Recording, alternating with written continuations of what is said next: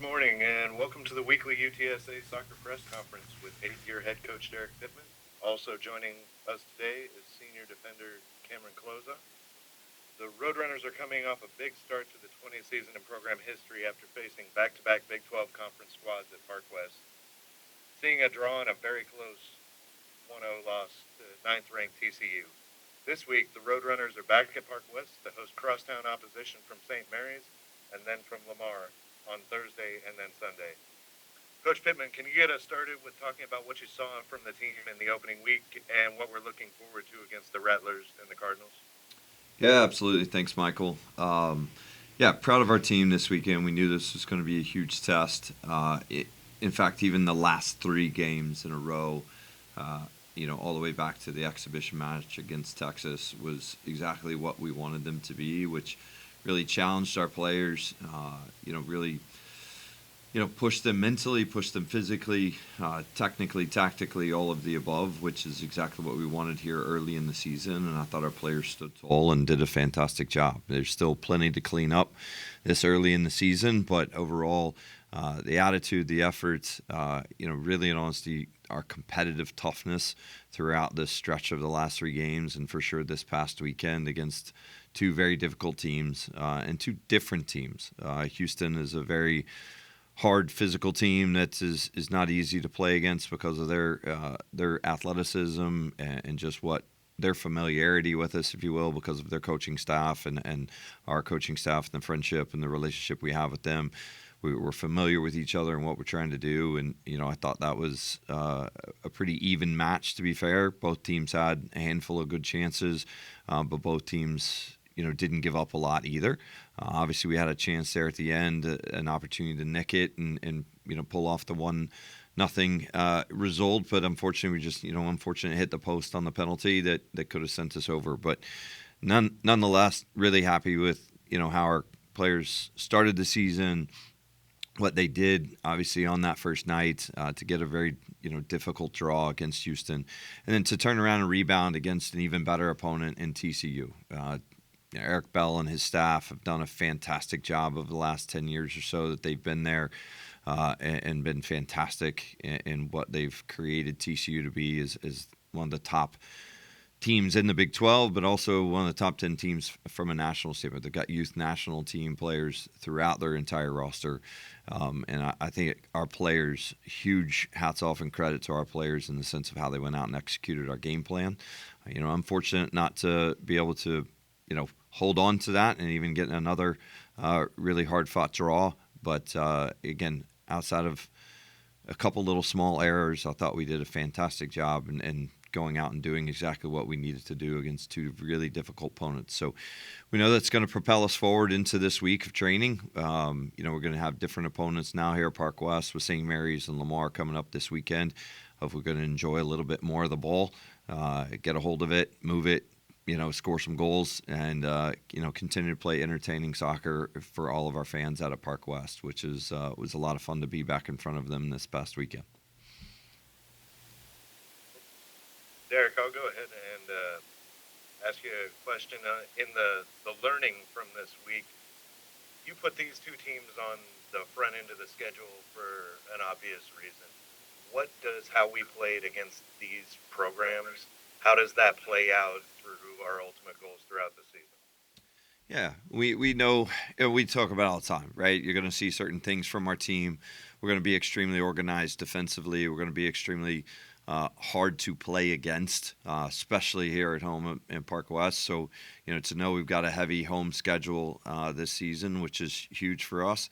I think that's just going to give us a lot of confidence. You could make an argument that TCU is going to be the best team we face all season long, outside of maybe Memphis, South Florida, and a couple other really difficult opponents. But the nice thing is for us is we know that every match is going to be a tight match in the American Conference. And so we want to do everything we can to prepare our players for that, especially the young group of players that we have on our team. We've got some tremendous leadership, some tremendous older players. We've got 5 seniors, 2 juniors, and everybody else is, sophomores or freshmen. And we wanted to expose them to, those types of opponents because that's why you come here to UTSA. You're going to play against some of the best across the state of Texas and across the country, and those teams are going to challenge us and prepare us for the American Conference when that, slate of games starts to, creep up on us here in the middle of September. So the confidence, the experience, being able to utilize our depth and play as many young players as we did and expose them to these types of games is going to pay dividends as we continue to build this team from here. Go ahead, Sean. You felt like your team could be good this year, played 3 really tough opponents in a row, and despite not getting the victories, have you seen from your team sort of the confidence in like, oh, we can be that good? Absolutely.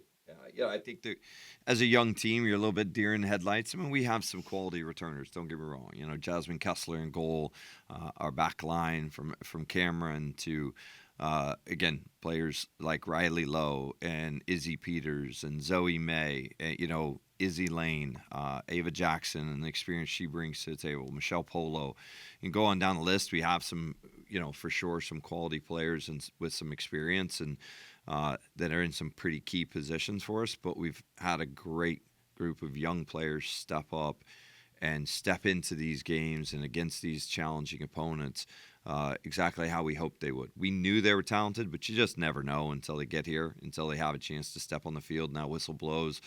Some freshmen adapt, like they've been there, done that, and you've seen that from Casey Grauman to Emily Ekman to Brooklyn Bailey. Again, some really talented young players that are stepping into these roles that we're asking of them and doing a fantastic job.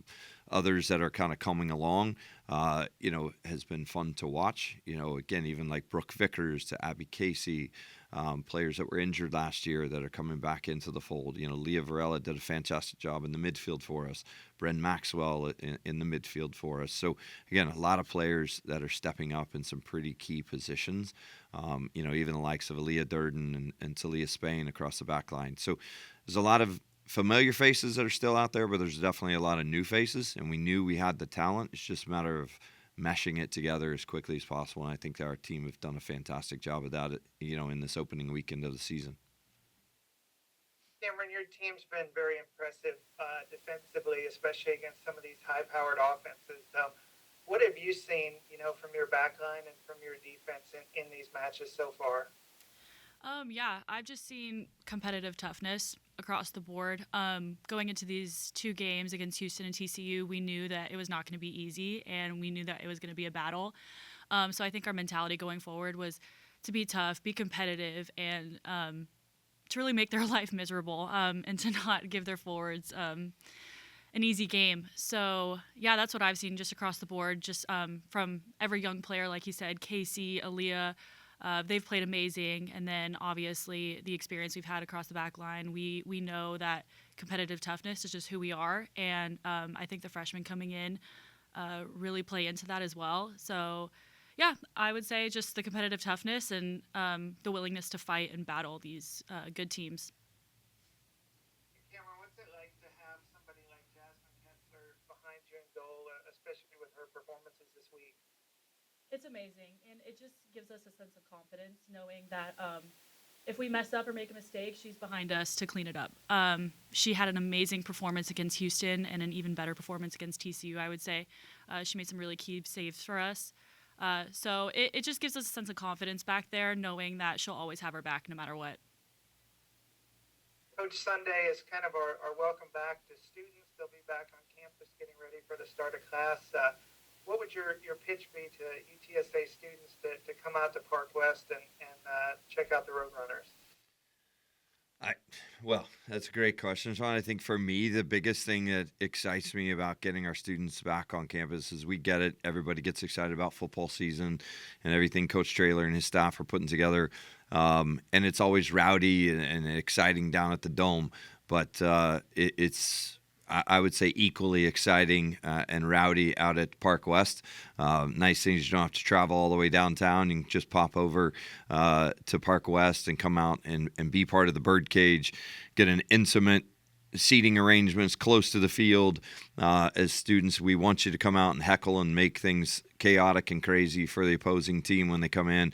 we're known for having one of the rowdiest and craziest environments in the American Conference, and our student crowd is a big part of that. And so, especially for young freshmen that are coming on campus for the first time, it's an opportunity to come out to your very first sporting event, come support the Roadrunners, and wear your school pride all over wearing the navy and orange, and really chanting and making Park West a difficult place to play. We want it to be as insane as possible, and we need the students to be able to do that. Kameron, you've been around UTSA soccer for a long time before you even played here. What do you like about the environment at Park West, and how have you seen it grown since you've been around this program? The environment at Park West has always been crazy. Even when my sister played here, I would come to the games and I would just see the excitement out of the fans. And even since then, it has grown. We, I think, are known for having the best fan base in the American Conference and women's soccer.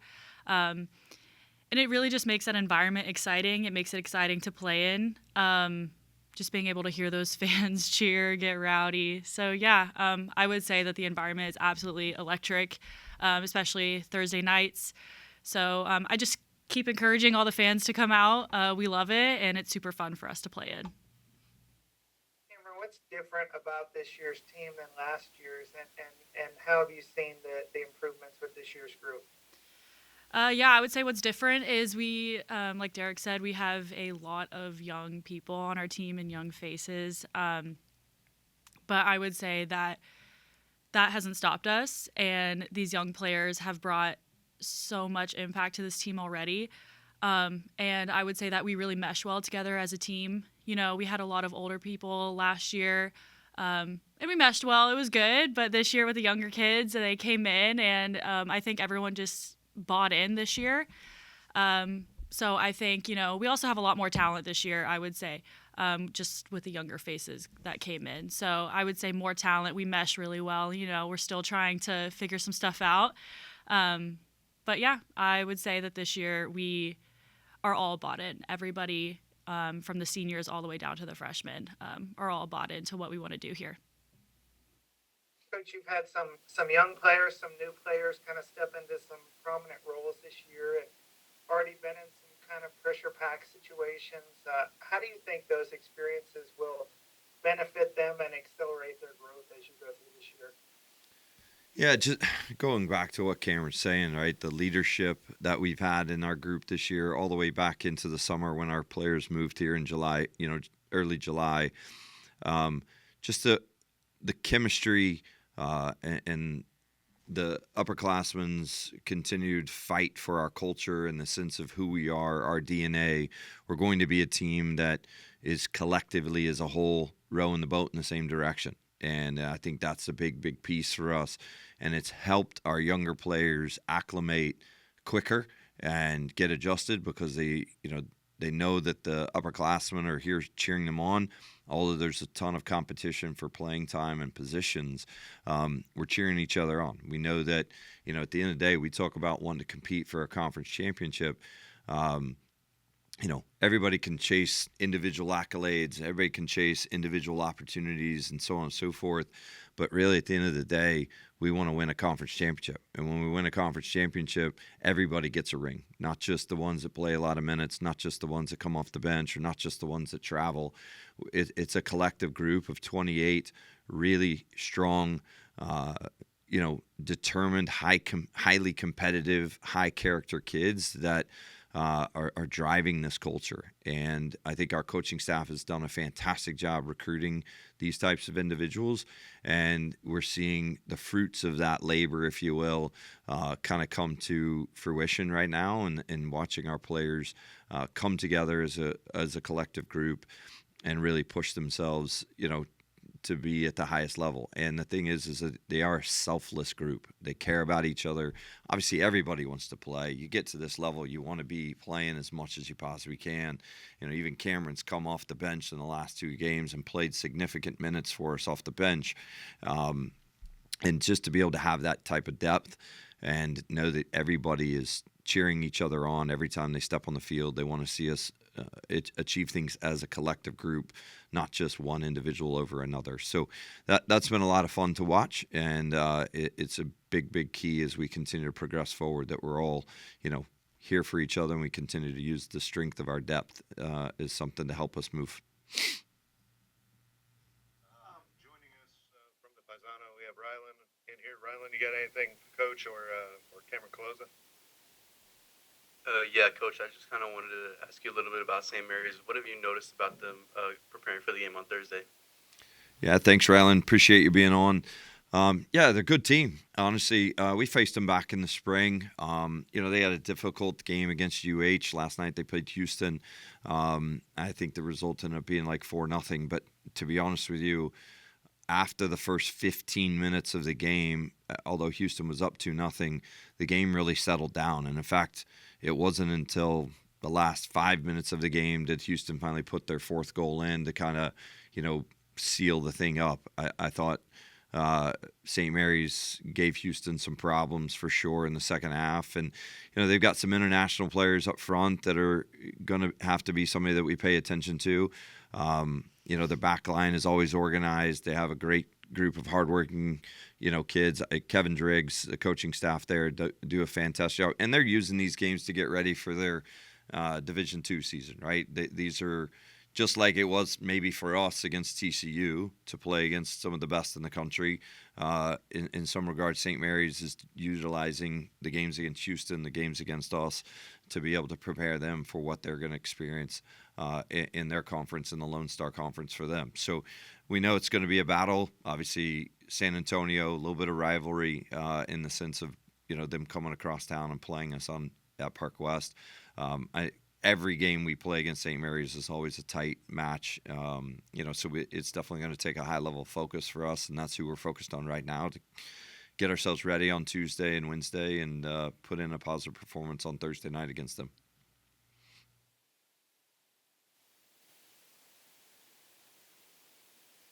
Kameron, can you just talk a little bit about the confidence levels from the players? You had such a close match against a top-ranked team. Now you're playing a in-town rival. Can you just talk about how the team's feeling overall? Yeah, I think the confidence throughout the team has significantly gone up. I think we proved to ourselves and all of San Antonio that we have what it takes to go against those hard teams. Houston, then TCU, getting that shutout against Houston, so close to getting that shutout against TCU. We held them off for 80 minutes. But I think that really builds our confidence going forward, knowing that we especially have such a young team that it's just going to keep getting better and better this early on in the season as well. We know that if we can do that this early on, it's just going to keep going up from here. So I think going forward, we need to not take our foot off the gas, keep going, and just know that we are capable to do what we need to do. Coach, Jasmine Kessler obviously had the 7th save night against Houston, and then to have that the singular goal slip past her against TCU. What was your communication to her after the game, just trying to get her confidence, if that took a hit a little bit? Can you just talk a little bit about her going forward? Well, one thing about Kessler, she bounces back pretty quick, to be honest with you. No, I think our entire back line, our entire team as a whole, to be fair, and I know Kess gets a lot of credit, being the goalkeeper between the pipes and making the saves when she needs to. She's just a piece of the puzzle, and there's a lot of, there's 10 other pieces out there on the field at a given time, but, she deserves every accolade and deserves every piece of recognition that she's been able to be honest with you, to shut out 2 P4 Big 12 teams for 170 out of a potential 180 minutes is massive. And it's a huge credit to her focus. And we continue to challenge her every single year. She stepped in as a young freshman and I think a bit deer in the headlights, but performed very well in her freshman year. Last year as a sophomore, backed that up with another top performance. And I think she's hungry to do it again. And we talk to her all the time about she should be one of the top 3 goalkeepers in our conference, and our back line helps out with that. The players in front of her help out with that, and she'll be the first one to give her back line the credit that they're the ones preventing shots, preventing chances, and she's just there to make the ones that happen to slip through. And she's done exactly that to start off the season. So to be where we are, and only giving up 1 goal this past weekend is big time. We hope that we have many, many more shutouts, over the next course of games, and exciting. Hopefully, we're going to put a few more goals in the net for our fans to get excited about and cheer us on. Cameron, can you speak to that a little bit? How much of a confidence booster is it to have someone like Jasmine Kessler holding down the net like that? You're going to always have a chance in any game. Can you just talk about the type of confidence that gives you as an offense? It gives us great confidence knowing that Kessler is behind us in goal. We know that she's always going to have our backs no matter what. We're not perfect. We make mistakes. But it's the confidence knowing that she's going to be right behind us to make those saves when necessary. So I'm very grateful to have her behind me. She's an incredible teammate. She knows what she needs to do. She is a great communicator. I just know that whenever I make a mistake, I'm not perfect. Whenever our back line makes a mistake, no matter what it is, she's always going to have our backs no matter what. You guys. Thank you, Rylan. Appreciate it. Sean, you got anything else? Yeah, last one from me. Thursday is our first Bark in the Park game. What are you two looking forward to about that? Are you guys dog lovers? Anything on that? I think our entire team, except for Jasmine Kessler, is a dog lover, to be honest with you. I'm just hoping my 2 dogs, don't cause too much problems out there. But, no, I know there's going to be a lot of dogs out there, whether it's our fans or our players alone. I know this one has the potential to bring like 3 dogs to the park. So, we have a lot of dog lovers on the team. We got a lot of dogs in the team in the sense of, that their own pets that they look after for sure. And we just, hope that all of our fans will come out, enjoy a fun night at Park West, and it'll be a lot of fun. Thank you, everyone, for joining us today, and thank you, Cam, for coming on. Roadrunners are up Thursday against St. Mary's, and then Sunday against Lamar. And as for the press conference, we'll see everybody back here next Monday at 11 a.m. Thank you very much, guys. Thank you, guys. Thank you.